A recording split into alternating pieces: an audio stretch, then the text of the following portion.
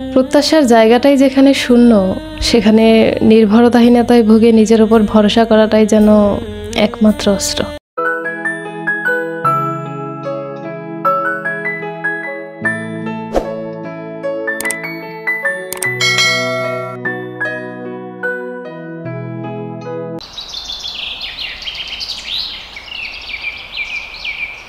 চারপাশে শহরের কোলাহল, ভিতরে নীরবতা আর মাথার ওপর নীল আকাশ। কি স্থির সিন, অথচ জীবনটা ছুটে চলছে এক অজানা গন্তব্যের দিকে। এজন্য এক অন্তহীন পথ, যেখানে প্রতিটা পদক্ষেপের মাঝে একটা আত্মা আছে, না বলা গল্প আছে, প্রতিটা লাইনে নিঃশ্বাসের ভার আছে, যা প্রতিদিন বয়ে বেড়াতে হয়। প্রত্যাশার জায়গাটাই যেখানে শূন্য, সেখানে নির্ভরতাহীনতায় ভুগে নিজের উপর ভরসা করাটাই যেন একমাত্র অস্ত্র। উফ, ভিতরে ডানা হারানো স্বপ্নগুলোর গুঞ্জন শুনতে পাই।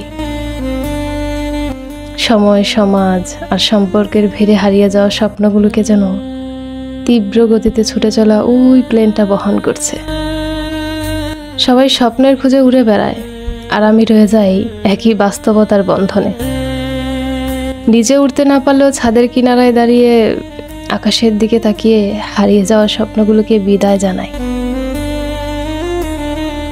জানি না জীবনের এই অজানা গন্তব্য আমাকে কোথায় নিয়ে পৌঁছায়।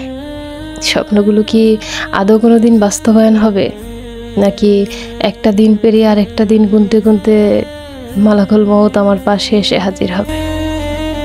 আমিও হয়তো উড়ে যাব পৃথিবীর সকল সীমা ছাড়িয়ে। সেদিন সকল হাহাকারের সমাপ্তি ঘটবে। এই যে অস্থির সময়, অনিশ্চয়তা, ভবিষ্যৎ, ক্লান্ত স্বপ্ন আর মৃত্যুর সত্যতা, সব মিলিয়ে এই দুনিয়ার হিসাব আমি বুঝি না আল্লাহ। আপনকে, পরকে, তবু আমি আপনার সুন্দর পরিকল্পনার অপেক্ষায়।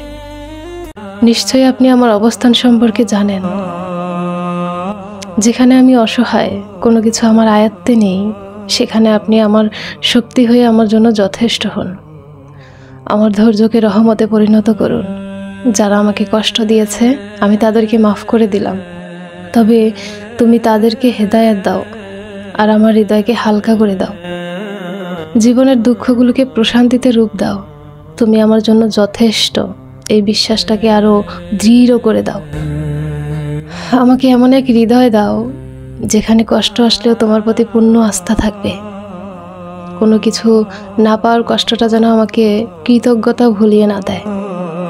আমার যে চাওয়াগুলো অপূর্ণ, তা যদি আমার জন্য কল্যাণকর না হয়, তবে আমাকে তা ভুলে যেতে সাহায্য করো। জীবনের শেষ লেখাটাই যদি হয় মৃত্যু, তবে আমার অন্তিম নিঃশ্বাস যেন কালিমা পড়তে পড়তে মিশে যায়। আর এখনো পর্যন্ত যারা আমার সাথে ভিডিওতে আছেন, আমার হয়ে তাদের সকলের জন্য আপনি এই দোয়াগুলো কবুল করুন আল্লাহ, আমিন। তো এখানে আমার রান্নাঘরের প্রতিদিনের সহযোগীকে একটু ঘষে মেজে পরিষ্কার করে নিলাম। আর দীর্ঘদিনের ধুলোবালিতে ওর গায়েও ক্লান্তি জমে গেছে। তো আমি যে আছি তাকে আমার অস্তিত্বে জানান দিচ্ছি আর কি। যারা ঘরের চার দেয়ালের মধ্যে পৃথিবী গড়ে তোলে, তারাও কখনো ছাদের কিনারায় বসে দাঁড়িয়ে বা গৃহস্থলী কাজকর্মে নিজের অস্তিত্ব খুঁজে বেড়ায়। তো এই ছিল আমার একটা দিনের খণ্ডচিত্র। এভাবেই শেষ হয়ে গেল জীবনের আরো একটি মহামূল্যবান দিন।